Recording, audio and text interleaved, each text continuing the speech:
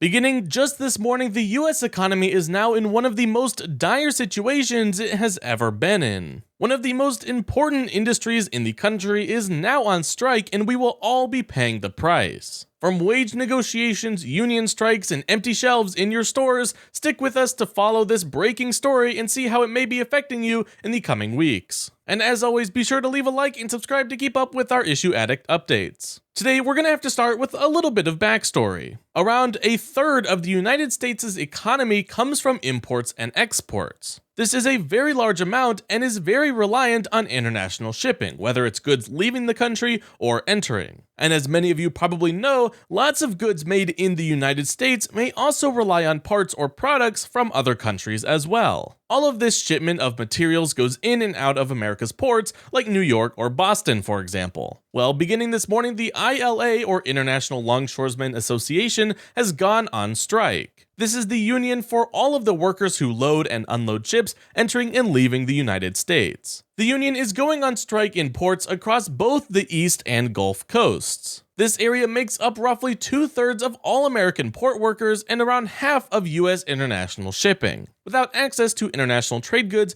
prices across the United States could start to skyrocket in the coming weeks, particularly in medical supplies, construction materials, and even some food products which get ingredients from overseas. And in the long term, there could even be issues with shortages of some goods. The dock workers union has been trying to negotiate for better wages and benefits for their tens of thousands of workers for months now. They were given an offer to increase wages spread across 6 years, but as you can imagine, this offer was seen more of an insult and rejected. The union went on strike for their first day today, and they mean business. Just take a look at the union president and his rhetoric on this strike. Now I have the president screaming at me, "I'm putting a Taft-Hartley on you." Go ahead.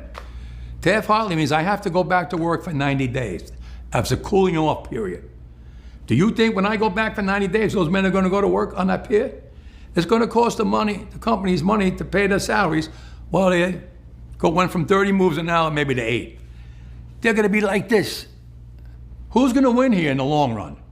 You're better off sitting down and let's get a contract and let's move on with this world. And in today's world, I'll cripple you.